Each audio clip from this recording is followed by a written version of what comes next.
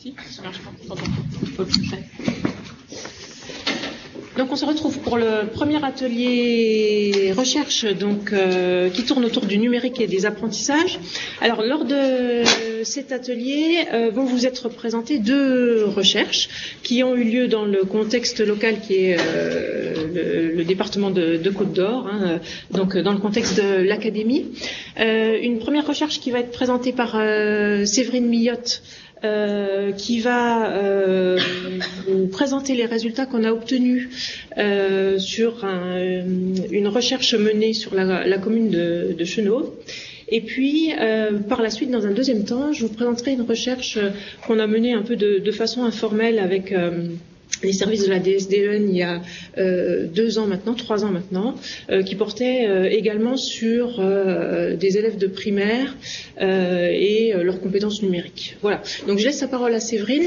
Ensuite, on aura un temps d'échange avec Séverine et puis on passera donc à la deuxième présentation par la suite. Merci.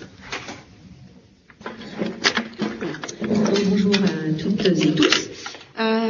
Donc, comme Sophie l'a dit, en fait, je vais vous présenter aujourd'hui donc les résultats d'une étude. Alors, c'est des résultats préliminaires. Vous verrez pourquoi c'est préliminaire. C'est que je vous le dis déjà, c'est qu'on n'a pas peut-être assez encore d'élèves. En tout cas, des résultats préliminaires, mais encourageants, qui donnent envie de continuer par la suite. Qui va donc s'intéresser en fait au rôle du numérique, alors pas sur le versant pratique professionnelle comme on a pu voir tout à l'heure, mais sur le versant apprentissage des élèves.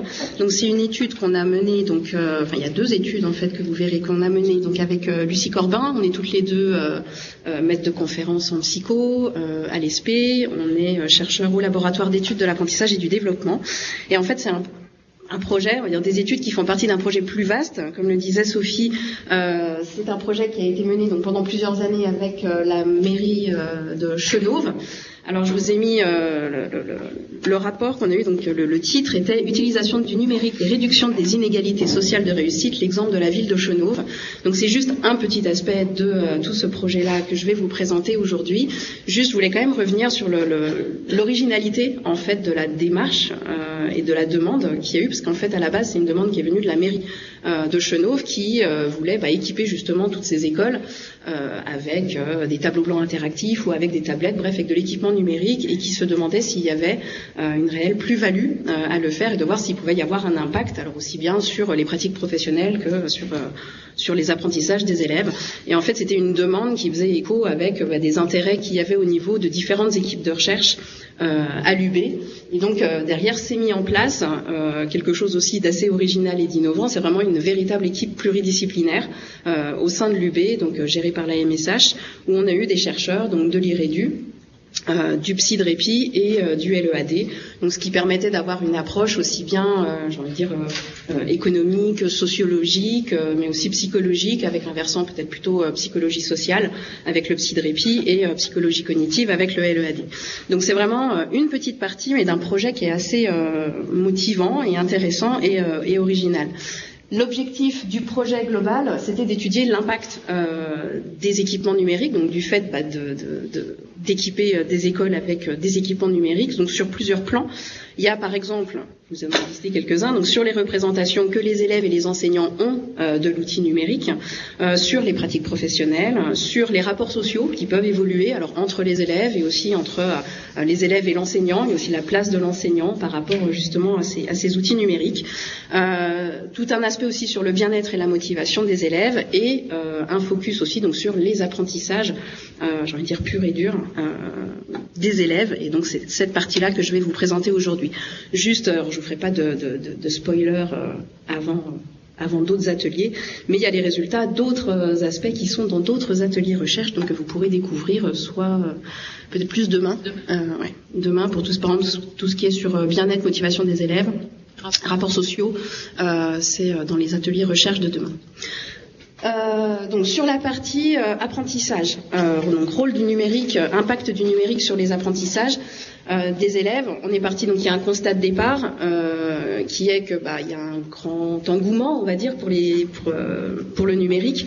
Les politiques éducatives qui mettent en avant justement toutes ces nouvelles technologies de l'information et de la communication comme des outils qui seraient susceptibles d'aider et d'améliorer la réussite de tous les élèves. Alors j'ai pris juste un extrait donc d'un document qu'on peut trouver sur Eduscol ou autre. Voilà, le numérique qui est décrit comme un levier de transformation puissant et donc derrière un investissement vraiment important qui a été alors aussi bien en termes j'ai envie de dire par exemple de projets de recherche au niveau de financement par exemple, mais aussi au niveau des équipements des écoles où on a vu donc fleurir des classes tablettes, on a vu des tableaux blancs interactifs dans toutes les classes, donc équipement des locaux.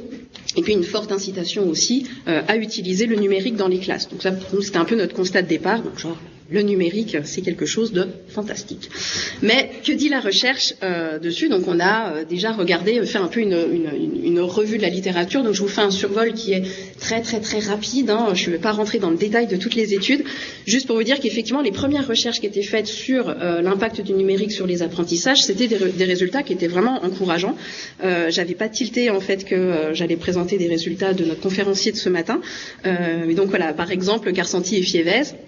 En 2013, alors vous allez peut-être pas avoir parce que c'est apparemment tout petit. En gros, on avait dans leurs études donc interrogé des élèves et avait aussi interrogé des enseignants pour essayer de voir justement quels étaient les avantages perçus par rapport à l'utilisation. Donc c'était les iPads. Et les désavantages. En fait, il y a, alors si vous voyez en haut c'est les avantages, en bas c'est les désavantages, donc il y a déjà quand même plus d'avantages que de désavantages qui sont rapportés par les enseignants et aussi par les élèves. Si je vous dis dans les premiers, on a facile à transporter, rend l'information plus accessible, simplifie l'organisation du travail des élèves, accroît la motivation des élèves, stimule la collaboration, ça c'est dans les avantages. Dans les désavantages, on a le côté distracteur qui a été aussi mis en évidence ce matin, dont il parlait ce matin, gestion des travaux des élèves plus compliqués, donc un problème de gestion de classe. Ce qui était déjà moi ce qui m'avait interpellé, c'est qu'il n'y avait rien au niveau des apprentissages en fait des élèves. C'est-à-dire que je m'attendais à ce qu'il dit justement, c'est bien parce que les apprentissages sont meilleurs après au niveau des élèves. Ça sort pas au niveau des élèves, ça sort pas au niveau des enseignants. Et le seul moment où il y a une allusion à ça, c'est dans la partie désavantages où il y a, on va dire, 12% des élèves et on va dire 5% des enseignants, donc plus d'élèves, qui disent que ça peut nuire à la réussite scolaire des élèves à cause du phénomène de distraction. Donc des résultats encourageants, mais c'est des recherches, et au début c'était surtout ça, c'était des recherches plutôt qualitatives, avec justement des questionnaires, avec des entretiens. Et des auto-évaluations, il y avait beaucoup d'impressions et moi ce qui me manquait c'était un peu, et puis ce qui manquait à beaucoup de chercheurs, c'est des données vraiment plutôt objectives, empiriques, reproductibles, sur lesquelles on puisse s'appuyer pour dire effectivement est-ce que ça a un impact sur tous ces domaines-là, mais moi en particulier sur la question des apprentissages. Et il y a un paradoxe qui est décrit dans la littérature qui s'appelle le paradoxe préférence-performance, qui en gros, si je le résume, c'est pas parce que vous préférez quelque chose que obligatoirement vous allez être plus performant derrière. Et donc ce qui avait été montré dans d'autres études, c'est que effectivement, alors là c'était les supports tactiles, à nouveau on était sur des études avec des iPads, mais je pense que ça peut être généralisé à d'autres outils, mais que donc bien que les supports tactiles soient généralement perçus comme utiles et efficaces par les apprenants, et aussi probablement par les enseignants, donc c'est l'aspect préférence, il n'apporte pas forcément de plus-value dans les apprentissages, c'est l'aspect performance. Et donc cette différence préférence-performance, j'ai envie de dire, quand on va vraiment regarder les résultats objectifs de différentes recherches qui se sont intéressées vraiment à l'effet sur les apprentissages des élèves, on le voit assez clairement. On a des résultats qui sont très très contrastés, avec aussi bien parfois des recherches qui peuvent montrer qu'il y a un impact positif, alors peut-être dans telle classe, sur telle discipline, avec tel objectif pédagogique. D'autres fois des choses qui vont montrer qu'il n'y a pas d'impact, mais ni positif ni négatif, voire parfois des résultats d'études qui vont montrer qu'il peut y avoir un impact négatif de l'utilisation des nouvelles technologies. Donc je vous ai mis en France par exemple on a André Tricot qui est une grande référence au niveau de tout ce qui est études et recherches sur le numérique, et donc il y a un bouquin qui est très intéressant dans lequel vous trouverez tous ces résultats-là. Je vous ai mis justement une citation d'André Tricot qui dit qu'il est tout à fait impossible de savoir aujourd'hui si ces innovations issues des nouvelles des technologies numériques améliorent les apprentissages des élèves de façon générale. C'est au cas par cas, tâche par tâche, que nous devons évaluer l'effet de ces nouveautés. En gros, ce qui ressort, c'est qu'effectivement, on n'a pas l'impression qu'il y a le numérique, c'est la solution qui marcherait pour tout le monde, à tous les âges, dans toutes les disciplines, et que c'est vraiment au cas par cas, tâche par tâche, selon les élèves, selon les enseignants, que les choses peuvent sortir ou pas. Donc, je veux dire, pour mieux comprendre tout ça, soit pour mieux l'admettre et parfois après pour mieux le comprendre et donc pouvoir mieux l'utiliser, d'autres expérimentations sont nécessaires. Et donc c'est dans ce courant-là, on va dire, que nous on a proposé, donc avec Lucie Corbin, de faire cette étude-là. Alors je vous ai mis, donc le but des deux études, c'était exactement le même. Vous verrez la méthodologie, c'était globalement aussi la même, les mêmes principes en tout cas méthodologiques sous-jacents. Le but c'était de tester donc la plus-value de l'utilisation des outils numériques sur les apprentissages scolaires des élèves d'école élémentaire. Donc on a deux axes, deux projets. Donc on a qu'on a appelé plutôt projet lexique et l'autre projet Matador, c'est plutôt mathématique. Alors dans le projet lexique, en gros, on travaille avec des élèves de CP. Enfin, c'est des élèves de CP qui travaillaient sur le vocabulaire qui tournait autour des animaux de la ferme. Donc, par exemple, le nom des animaux de la ferme, le cri des animaux de la ferme, le nom des habitats aussi des animaux de la ferme. Donc, des élèves de CP dans une classe de Chenôve. L'outil numérique qui était utilisé, c'était le TBI. Qu'on allait évaluer, c'était le TBI. Et je vous ai juste marqué que les contenus des séances, justement, du protocole qui allait être mis en place, ça n'a pas été du tout imposé par les chercheurs, il a été mis en place, construit par les enseignants, bien entendu avec des chercheurs derrière qui leur expliquaient certaines variables qu'il fallait contrôler, certaines choses auxquelles il fallait faire attention, d'avoir une réflexion aussi sur des mesures qu'il allait falloir faire après pour pouvoir vérifier si nos hypothèses étaient vraies ou pas. Donc c'était encadré par des chercheurs, mais vraiment sur le contenu, les chercheurs en question, moi n'étant pas enseignant, c'était pas à nous de dire aux enseignants vous allez faire comme ci, vous allez faire comme ça. Donc c'est vraiment partie d'eux. Le deuxième projet, donc un projet plus axé sur les maths, en particulier sur le calcul mental, concernait des élèves de CM1, CM2. Dans plusieurs écoles, je vais dire des bêtises, mais peut-être 4, de Chenôve. Et donc là, l'outil qui allait être testé, c'était la tablette tactile.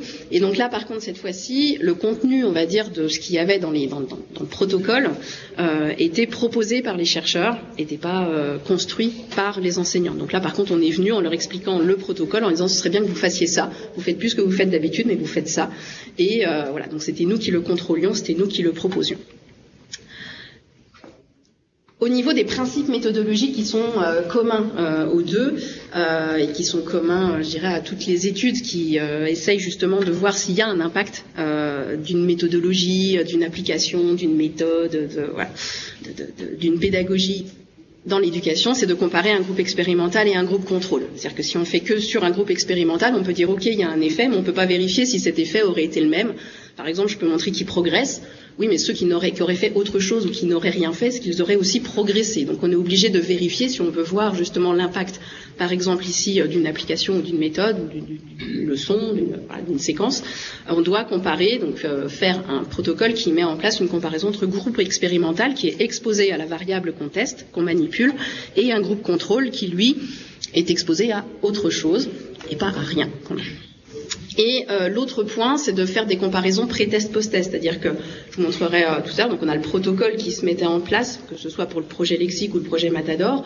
Vous avez le protocole qui se met en place, mais en fait, ce qu'on faisait, c'est qu'on avait des mesures qui devaient se faire en pré-test et des mesures exactement les mêmes, enfin similaires, qui devaient se faire en post-test. Et donc, ce qu'on va comparer, ce que ça va nous permettre de faire, déjà, c'est par exemple de vérifier que au début, il n'y a pas de différence entre notre groupe expérimental, par exemple, et notre groupe contrôle. Parce que si il y en a qui sont déjà meilleurs que les autres, c'est un peu compliqué après de voir justement si l'effet il est dû au fait qu'ils étaient déjà meilleurs que les autres ou pas. Donc on va pouvoir vérifier s'il y avait une différence initiale ou pas entre les deux groupes. Ça nous permet aussi après en post-test de voir s'il y a une différence à nouveau entre nos deux groupes. Et puis imaginons qu'il y avait des différences par exemple, au début, c'est pas grave, en faisant du pré-test et du post-test, on peut mesurer en fait des progrès, on peut mesurer un apprentissage en fait. Donc on fait le score de réussite en post-test moins le score de réussite en pré-test et on a la progression des élèves de chaque groupe. Donc ça, c'est les grands principes généraux. Et donc si je vous montre maintenant pour le projet, je vous fais le projet lexique et puis après le projet Matador. Donc le projet lexique, donc là vous voyez tout de suite suite, c'est que c'est très préliminaire, c'est parce qu'il y en a 32 élèves, donc c'est pas beaucoup, 32 pour faire des statistiques derrière. Donc c'est pilote, on va dire. Donc l'idée, donc on avait donc dans le pré-test et dans le post-test les mêmes mesures qui étaient faites. Donc je vous rappelle, c'était sur les animaux de la ferme. Donc on avait, donc au niveau du lexique, on avait des mesures au niveau de la production, donc du lexique en production, et puis du lexique en compréhension aussi. Donc sur 3 dimensions, donc les noms des animaux, les cris des animaux et les habitats des animaux. Donc est-ce que les enfants, dans les cris, il y avait est-ce qu'ils poussent le cri, est-ce qu'ils connaissent le nom du cri? Non, est-ce qu'ils vous font cote-cote ou est-ce qu'ils vous disent caquette, hein? Donc production, compréhension, et en post-test, on avait exactement pour les mêmes animaux, avec les mêmes images, voilà, on leur posait exactement les mêmes questions, en se disant on espère quand même qu'ils vont avoir progressé. Et donc au niveau du protocole, donc ce qui se passait entre le pré-test et le post-test, c'était 4 séances en fait d'apprentissage, mais avec donc cette variable, on va dire outil numérique. Dans un groupe, on avait donc le groupe expérimental, le travail était fait via le TBI, et dans un autre groupe, le groupe contrôle, la méthode était, j'appelais ça traditionnelle, on ne sait jamais trop comment l'appeler, cette méthode-là. En tout cas, elle était sans TBI, c'était plutôt des étiquettes, voilà, il y avait des choses un peu plus classiques qui étaient proposées. On a fait attention justement quand on a préparé ça avec les enseignants, à ce que ça soit la même durée d'apprentissage, il ne faut pas qu'il y en ait un qui apprenne plus longtemps que l'autre. On a fait attention à ce que ça soit aussi les mêmes jours, les mêmes horaires, parce que si on apprend peut-être le matin comparé à l'après-midi, ou si on apprend le lundi comparé au vendredi, c'est peut-être pas la même chose.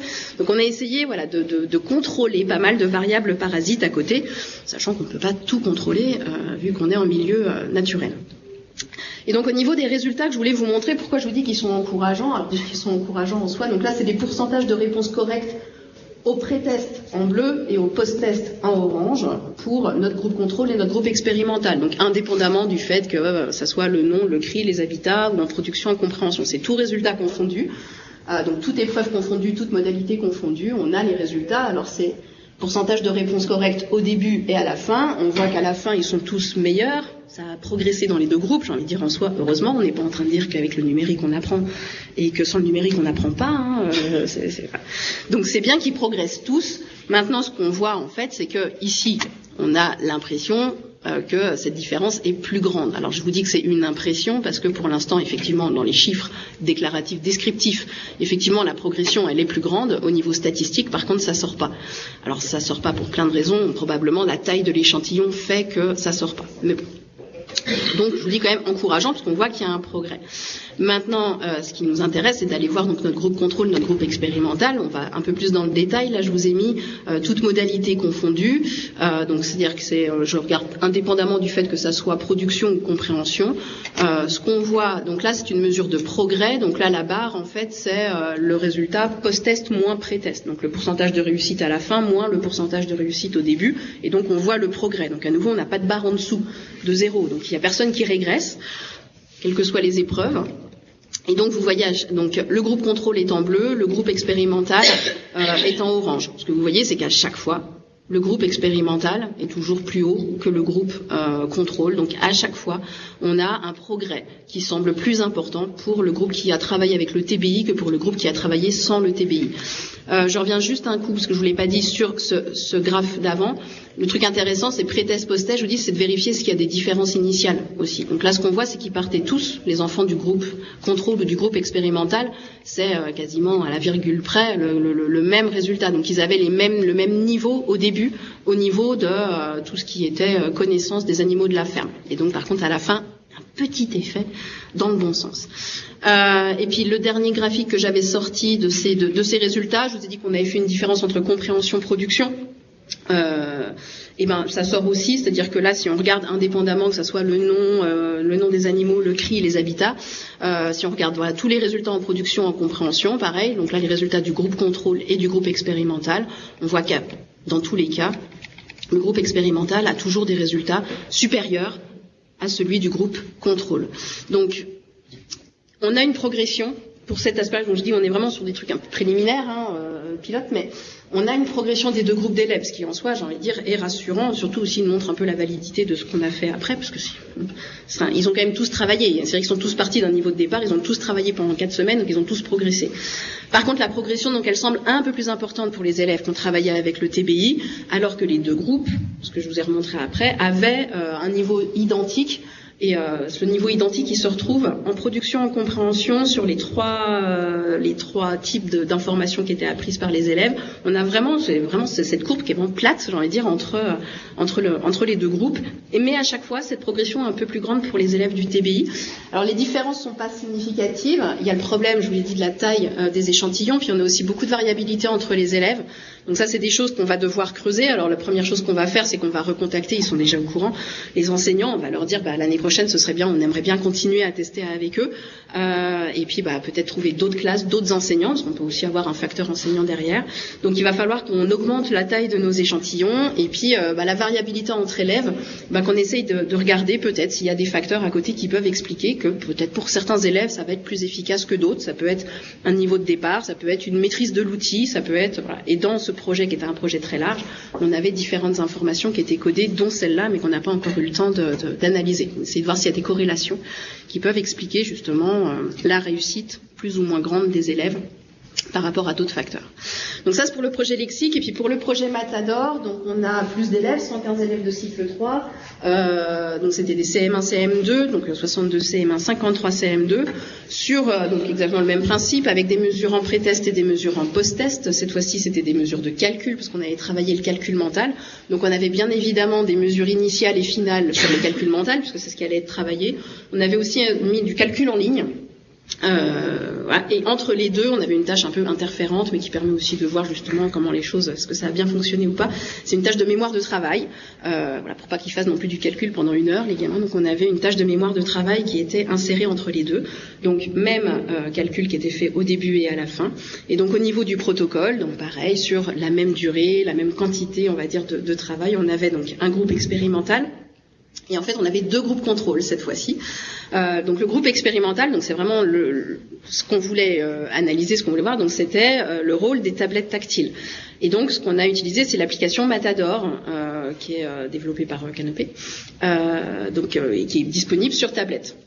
Donc on est parti de ça, et pourquoi ça nous a intéressé Matador, c'est parce qu'en fait il y a une version qui existe en plateau de jeu, donc ça pouvait être intéressant. On s'est dit tiens, de regarder, est-ce que Matador, c'est pas Matador en tant que tel qu'on testait, c'était le côté de tablette, mais ça peut être intéressant de voir si la même application qui est proposée en boîte de jeu donne des résultats similaires ou différents.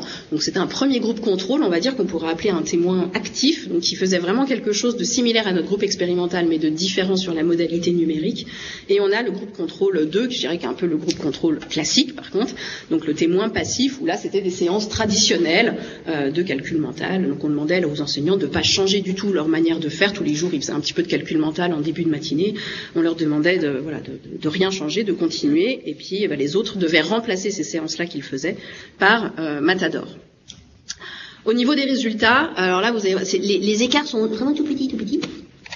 Donc là, je vous ai mis pareil, pourcentage de réponses correctes au pré-test et au post-test. Donc ici, vous avez le groupe contrôle, mais le vrai groupe contrôle, le témoin passif. Là, vous avez le groupe contrôle, le témoin actif, donc ceux qui avaient les boîtes de jeu. Et là, vous avez le groupe tablette. Ce que vous voyez à nouveau, c'est qu'entre le pré-test et le post-test, tous les résultats progressent, tous les élèves. Donc la différence ici, il y a toujours la barre orange, on va dire, qui est plus haute que la barre bleue. Donc il y a toujours une progression, mais à nouveau, là vous le voyez peut-être encore plus, c'est que la progression, elle est assez petite. Donc elle sort pas du tout au niveau statistique. C'était pour toutes les épreuves. J'ai dit qu'il y avait 2 épreuves. Si on fait un focus sur le calcul mental, qui était quand même ce sur quoi on travaillait, donc c'est peut-être là-dessus qu'on allait plus avoir d'impact, on voit, alors là, vous voyez que le groupe contrôle, il y a une petite diminution. On reviendra justement sur, il y a des effets de groupe, voilà, qui sont difficiles parfois à expliquer et à contrôler. Vous avez pour le groupe boîte de jeu à nouveau une petite progression, et puis pour le groupe tablette, la progression qui semble un petit peu plus importante en calcul mental. Donc effectivement au niveau des chiffres, je crois qu'on est à 3 et quelques % d'augmentation contre 2 et quelques % d'augmentation. Donc il y a une différence, mais elle est pas énorme. Donc, une légère différence dans le sens attendu, des progrès un peu plus forts pour le groupe expérimental par rapport au groupe boîte de jeu et par rapport au groupe contrôle. À nouveau, des différences non significatives. Alors, ça peut être à nouveau un problème de taille d'échantillon. Elle est plus importante quand même que pour le groupe lexique. Mais surtout, ce qu'on a vu, on a été frappé, c'est de la variabilité. Alors, entre les élèves, ça, on s'en doute. L'hétérogénéité dans les classes, c'est quand même un peu connu. Donc, la variabilité entre les élèves, on s'en doutait. Mais alors, les variabilités entre les classes, on savait aussi que ça pouvait arriver. Mais là, ça a été assez impressionnant. Je vous montre juste un graphique. Donc là, c'est la mesure du progrès, donc globalement, de chaque classe. Donc, on avait 2 classes qui faisaient partie du groupe contrôle, témoin passif, 2 classes qui faisaient partie de la condition boîte de jeu, 2 classes qui faisaient partie de la condition application sur tablette. Et en fait, là, vous voyez, c'est les mesures de progrès. Alors, en calcul mental en bleu, en calcul en ligne en rouge. Donc, si on reste que sur le calcul mental qui nous intéressait vraiment, vous voyez qu'on peut avoir même des régressions sur un groupe contrôle. Et là, vous avez un progrès sur le groupe contrôle. Là, vous avez des progrès, mais qui, là, je pense, ça sortirait. Enfin, il y a une différence. Et à nouveau, quasiment pas de progrès pour un des groupes expérimentaux, avec un très, très gros progrès ici. Alors, vous allez me dire, pourquoi et à quoi c'est dû? On ne sait pas. Juste que ça peut être dû à plein de choses et que si on veut réussir à le comprendre, va falloir qu'on étudie vraiment, alors qu'on aille creuser un petit peu plus tout ça, et puis qu'on aille aussi compléter avec d'autres enseignants, avec d'autres classes, d'autres élèves pour voir. Mais donc, j'irais toute cette grande variabilité. Vous voyez bien que quand on passe d'une classe qui régresse à une classe qui progresse beaucoup, au final, on n'a pas beaucoup de progrès. Oui, la moyenne des deux fait que tout s'écrase. Et donc voilà, on a un peu de mal à faire sortir les choses. En tout cas, ça montre bien que c'est pas une solution miracle et que ça va dépendre des classes, ça va dépendre des enseignants, ça va dépendre de plein de choses en fait pour que ça fonctionne ou que ça fonctionne pas. Donc je voulais juste finir là-dessus, dire voilà, globalement tous les élèves ont progressé, quelle que soit l'étude, que ce soit des CP, que ce soit des CM1, CM2, que ce soit le lexique, que ce soit et que ce soit avec ou sans outils numériques, ils ont tous progressé. Les progrès semblent un peu plus importants dans certains domaines, donc sur le lexique et puis sur le calcul mental quand ils sont travaillés avec l'outil numérique, mais voilà, ça ne sort pas au niveau statistique.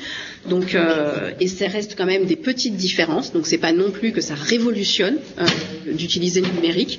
Donc, les faibles effectifs et la grande variabilité des résultats ne permettent pas, pour l'instant, d'atteindre un seuil de significativité. Pour la partie lexique et TBI, je suis quand même assez... je trouve que les résultats sont vraiment encourageants parce qu'on n'est pas loin parfois quand même d'avoir des résultats qui pourraient sortir alors qu'on a des petits effectifs. Donc je me dis que si on est vraiment à chaque fois dans le bon sens, c'est qu'il y a peut-être quelque chose qui pourrait sortir.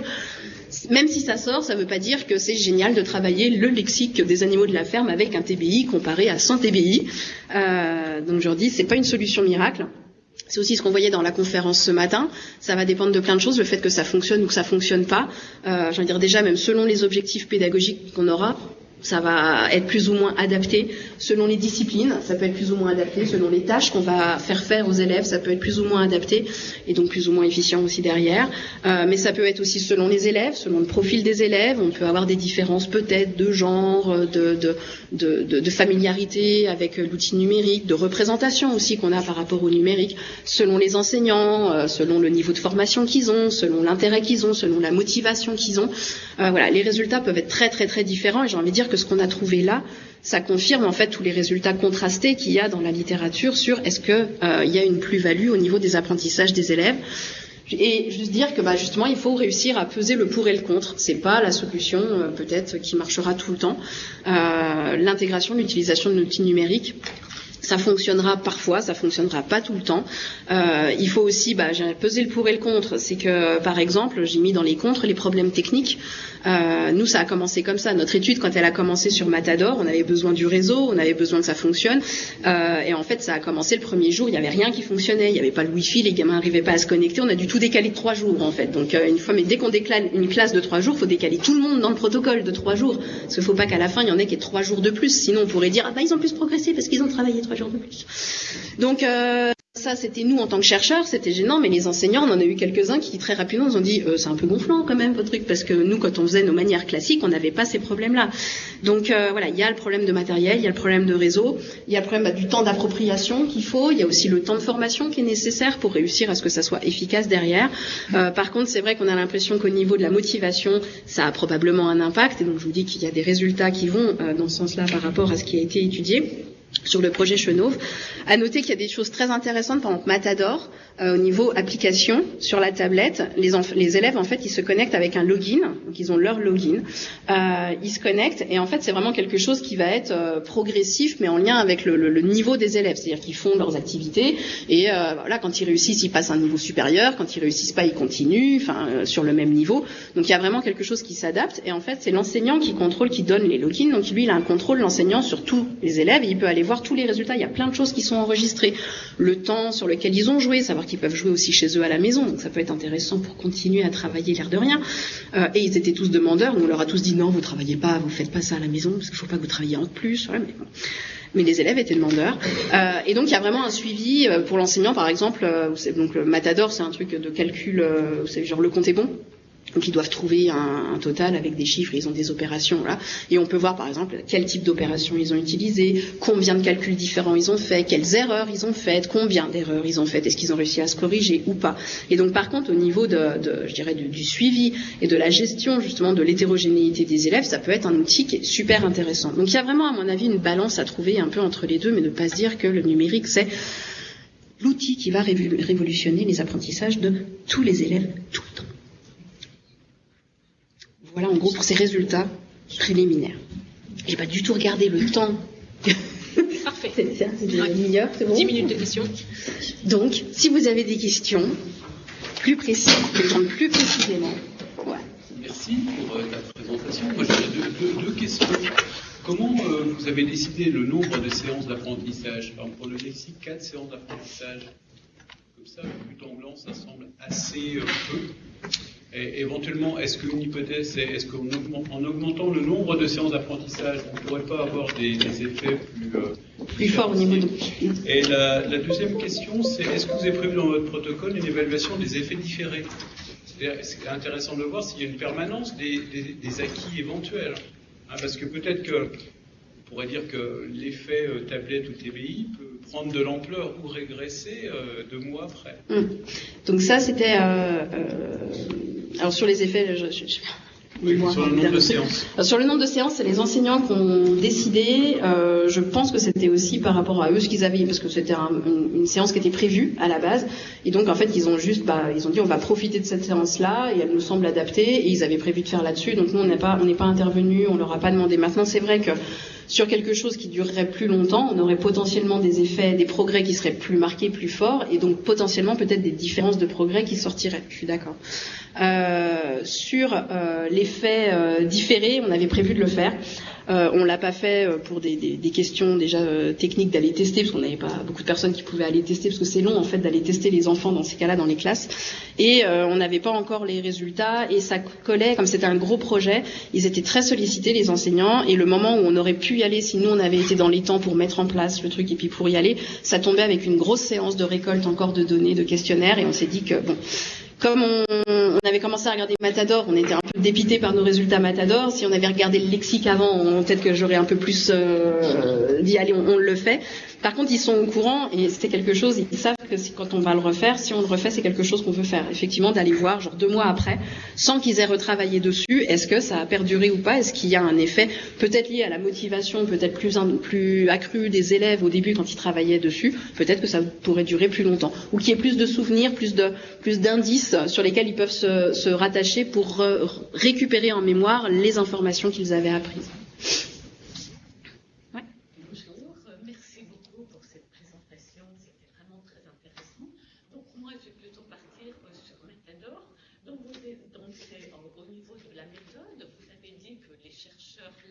Je suppose, avait amené Matador, mais du coup, dans le groupe, au départ, enfin le groupe témoin, les chercheurs ne sont pas intervenus.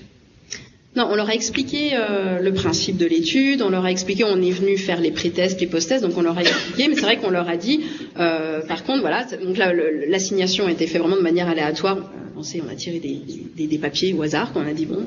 Donc il y en a qui étaient un peu déçus, on dit ne vous inquiétez pas, on reviendra vous embêter une autre année et ce sera vous, le groupe expérimental.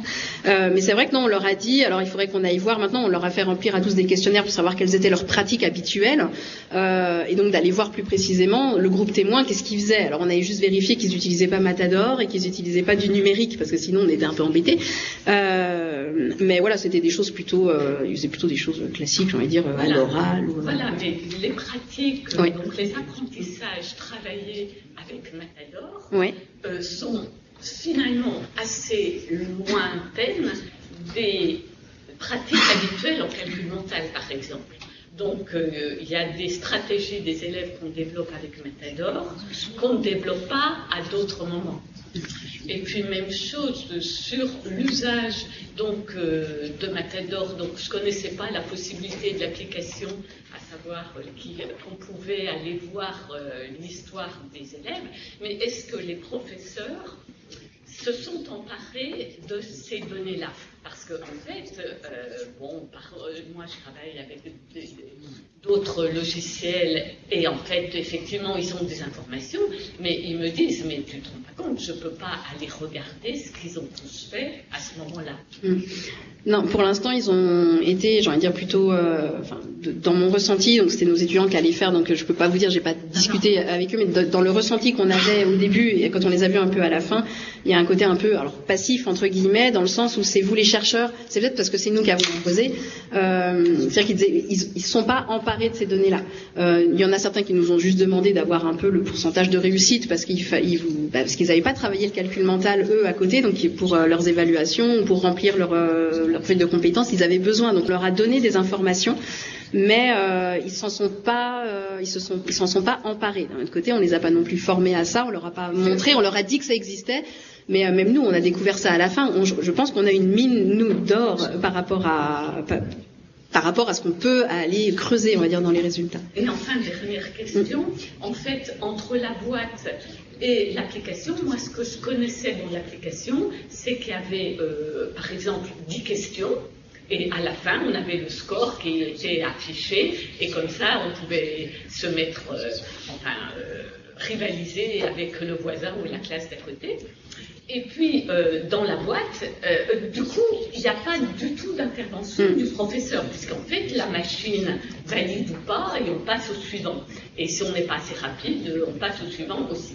Tandis que dans la boîte, par exemple, on ne fait pas, les professeurs ne font pas forcément 10 exemples. Par exemple, ils en font un, et puis ils regardent tous les trucs, ils regardent s'il y en a un qu'à Matador, enfin voilà, toutes les stratégies, et donc au lieu d'en faire 10, ils en font moins. Alors, est-ce que vous avez contrôlé ces choses-là? Non, au niveau de la formation des élèves, que ça soit à l'application ou au jeu, ça a été fait par nous. Donc effectivement, on leur a donné les mêmes informations. Alors on avait adapté aussi pour que ça soit similaire au niveau de la durée. On avait retiré quelques dés qui étaient plus compliqués.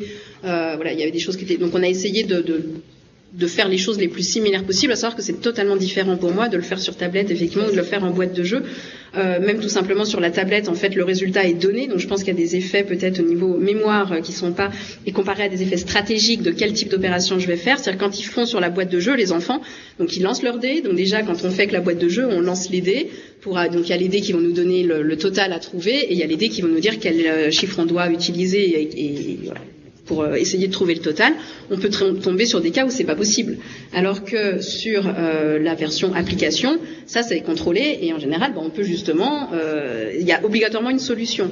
Donc, et puis sur l'application, quand l'élève il tape, je sais pas moi, 7 fois 3, c'est pas lui qui calcule que ça fait 21, c'est direct ça se met, il fait 7 fois 3, ça marque 21.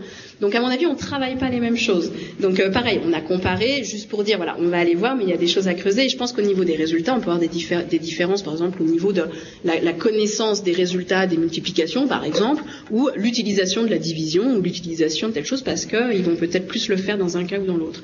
Je dis par contre en termes de formation, de découverte des outils, ça c'est nous qui l'avons fait, donc on leur a donné les mêmes informations, les mêmes buts, donc ils avaient les calculs aussi à faire des totaux, savoir combien de points ils avaient sur la version papier, sauf que c'était plus long, puis il fallait vérifier qu'ils s'étaient pas trompés parce que le calcul il est fait automatiquement. Pour ça peut être hyper intéressant en fait, l'application, c'est là qu'on voit qu'il y a des intérêts, mais d'un autre côté ça peut être aussi intéressant de le faire en boîte de jeu.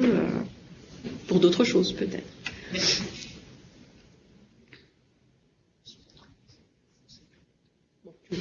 Une dernière. Et après toi. Une dernière sur les questions de temps de formation et de temps d'appropriation. Ouais.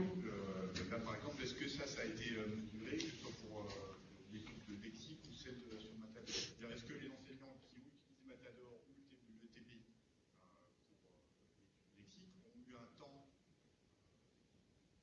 lié à cette appropriation et cette formation? Et puis, du coup, peut-être ma question derrière, c'est de dire, si ce temps-là, il était employé, admettons qu'il a fallu 4 heures aux enseignants pour bien maîtriser leur TPI, pour pouvoir utiliser, pour s'intéresser à l'étude lexique, ou 2 heures de temps pour connaître comment fonctionnait l'application Matador. S'il y avait eu 2 heures ou 4 heures de temps liées à la formation en pédagogie, en didactique du calcul mental ou de la mémorisation du lexique à l'école maternelle, est-ce que ça n'aurait pas été plus efficace? Ça veut dire qu'il faut qu'on fasse une étude, il faut faire une recherche pour voir si l'outil ou la formation sur ce que l'outil permet de travailler ou mesurer, je ne peux pas vous répondre, il faudrait aller faire une étude là-dessus. Sur le temps de formation et d'appropriation, c'est dans le projet globalement de Chenauve, en fait, on a ce problème, c'est qu'on est arrivé... ils ont équipé leurs écoles, et encore, même ça, les écoles se sont équipées au fur et à mesure qu'on faisait nos études. Donc ça faisait pas longtemps qu'ils les avaient. Ils n'avaient pas eu justement beaucoup de temps de formation. C'était une critique de la part même des enseignants. Ils disaient on n'a pas eu beaucoup. On a eu, je sais plus, 2 heures de formation sur l'utilisation, je branche, comment j'allume, tout ça. Et par contre au niveau pédagogique, il n'y avait pas eu pour certains encore. Il y a eu après, mais il n'y avait pas eu encore pour certains. Donc ils ont été aidés par le conseiller pédagogique, tout ça qui est venu par exemple pour le projet lexique. Par les ruines de Chenauve, enfin, le responsable numérique de Chenauve qui est venu, qui a aidé, mais ils n'avaient pas eu ce temps-là. Et donc justement, c'est assez marrant, c'est que maintenant on les voit, on est 2 ans après, 2 ans et demi après, même le début, et quand on les voit, ils nous disent, mais quand je leur dis, il faudrait que je revienne, parce que c'est encourageant, ils disent oui, mais revenez, surtout parce que maintenant on sait qu'on ferait encore les choses différemment et que ça se trouve, ce serait plus efficace.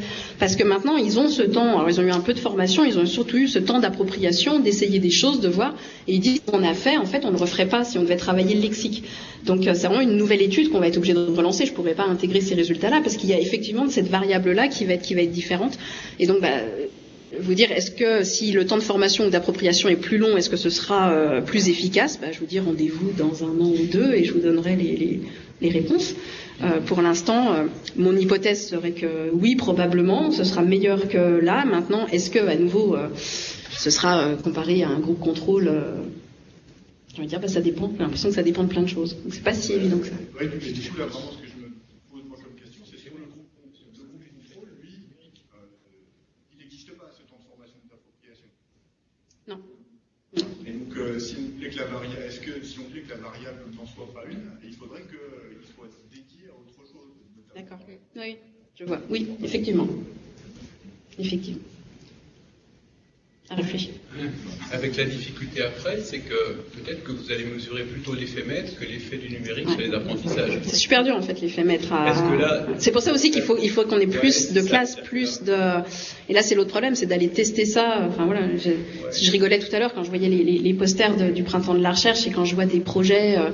Où ils ont, ou quand j'entendais ce matin des choses où je me dis mon Dieu, mais moi j'ai 30 élèves et quand je vois des trucs à 1200 élèves, à 800 enseignants et à je sais pas combien d'élèves, je me dis waouh, on en est loin. C'est difficile aussi d'aller. Peut-être quelque chose à contrôler, c'est que les enseignants qui s'engagent dans une telle recherche ne sont pas forcément représentatifs du corps professoral. Aussi. Cela était volontaire. Oui, bien sûr. Et ils sont disposés à changer éventuellement leur pratique.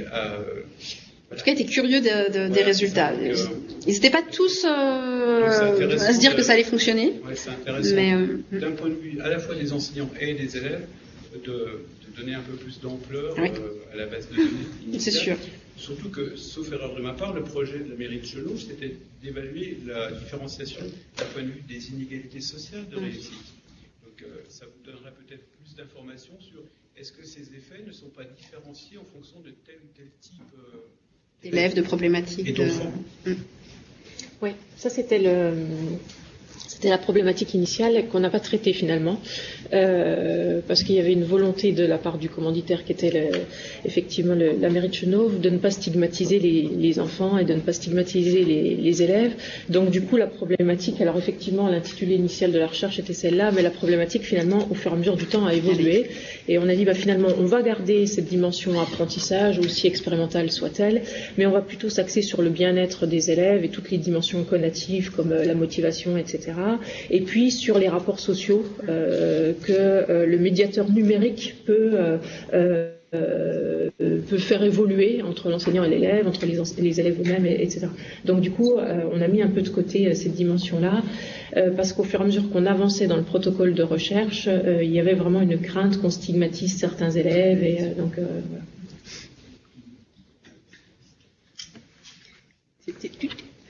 Je pense qu'on peut ajouter aussi quelque chose. Enfin, j'ai participé au recueil des données de cette recherche, et je crois que ce qu'on peut ajouter aussi, c'est qu'au départ, on envisageait de recueillir aussi des données auprès des parents, justement pour cette dimension-là, et on n'a pas pu le faire parce que quand on en a discuté avec les représentants de la mairie de Chenôve, avec les enseignants, ils nous ont dit qu'en fait les parents ne nous répondraient pas, que ce serait un miracle d'avoir 10 réponses. Et puis qu'il y avait le problème de la langue aussi, si on leur donnait des questionnaires, il y avait beaucoup de parents qui étaient de langue étrangère, et c'était pour ça qu'il y avait le travail sur le lexique qui était sorti, ils voulaient, parce que les enfants ils avaient des problèmes de lexique, et donc là pareil, on avait au niveau de la faisabilité, d'aller interroger tous les parents, on disait non c'est pas possible, quoi, s'il faut qu'il y ait un traducteur ou qu'il y ait quelqu'un, on ne pourra pas. Donc, par contre, donc je reviens à ce qu'on disait ce matin, c'est important aussi d'intégrer les parents, à la base on voulait aussi les intégrer et avoir aussi leur représentation à eux, tout ça.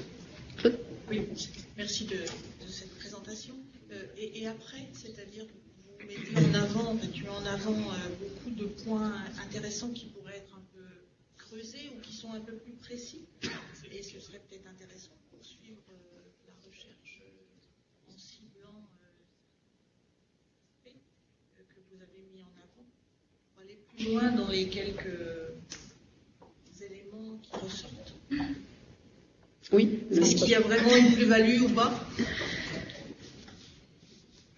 Oui, moi je pense qu'il y a quelque chose il y a des choses à creuser. De toute façon, sur la question générale du numérique et des apprentissages, il y a énormément de choses à aller regarder, à aller creuser. Donc oui.